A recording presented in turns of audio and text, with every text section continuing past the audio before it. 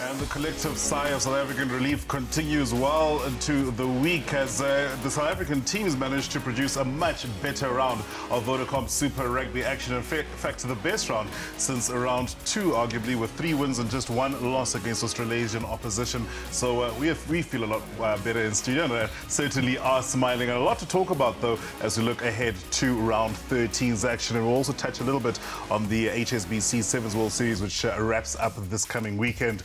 Well, injuries have featured heavily for a lot of teams. We've also made changes, but they're not injury-enforced. We've got in the centre, Mr. Fenter. Good to see you, AJ. It's been a while. And Owen Kumane is back in studio. And, of course, Joel Stransky on the far end of the desk. Well, CDC has got 2 weeks running, so no changes on the touchscreen. But, AJ, great to see you. We're about a month away from the Boks' first match of the year. When you look at how South African teams have gone in Super Rugby, are you smiling? Are you a little bit worried? A little bit anxious? Well, I think the first thing after yesterday's voting day, we're all in good spirit today. I had a fantastic vote. Well, I think it was good for me. So, rugby, I think the only thing that worries me a little bit is that there's a lot of injuries. Injuries in key players, in, some of the top players in the country, and hopefully they'll be back soon. And I think if we get those guys back, I don't think we're going to have any problems.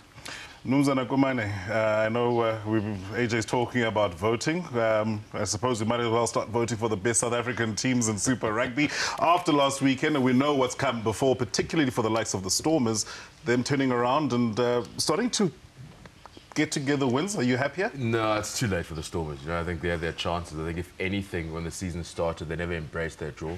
I can always see in the back of the mind, they've got a tough draw, it's going to be this and that, and they just never recovered from that, For me, I think it's good to see them win, but it really doesn't. I don't see them improving their status where they're sitting at the moment, their season, or the pressure their coaches are under. But it's good to see the Sharks, being the first team after, I think, 20 games or so by the South African size that wins overseas. Big one for them this weekend to prove themselves. So the Sharks are guaranteed in I'd say, South African conference, a home semi. That's what they're gunning for now. Another win overseas, back at home, pick up the points. They should definitely host a home semi. We'll talk about the other 2 teams, Joel, the Toyota Cheetahs and the Vodacom Bulls, but I'm more interested in the Bulls because they are making a concerted effort to get into the playoffs. Yeah, and I think, to be fair, they looked on the weekend to have changed their game plan a little bit, didn't they? With Andre Pollard at fly-off, they moved the ball around a little bit more, they maybe kicked it a little bit less, which altogether at times came a little unstuck, but I don't think that change in strategy happens overnight. It's going to take a bit of time. Altogether, I didn't think it was a bad performance at all. I was quite impressed. Big weekend ahead for Neil Powell and his Chargers. So far, South Africa has managed to reach 5 Cup finals this season, and they won in Las Vegas and in Port Elizabeth. And the action will get going early on Saturday morning. AJ, we saw how they went. Injuries, Diepenaar was the latest. They don't have Cecil Africa. They don't have Kyle Brown. It makes it very difficult to miss such key players. Your captain and probably your key playmaker. Yeah, absolutely. And we mustn't forget, I know South Africans, and we want to win. We want to be number 1. Yeah. We're still second. It's not bad. It's not a bad season. It's not a broken down season. We're second on the log.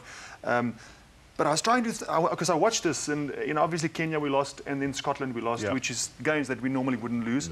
But I was thinking to myself, is it because it wasn't Scotland, it was rainy, it was cold, we're not necessarily used to it. New Zealand, they're used to those conditions.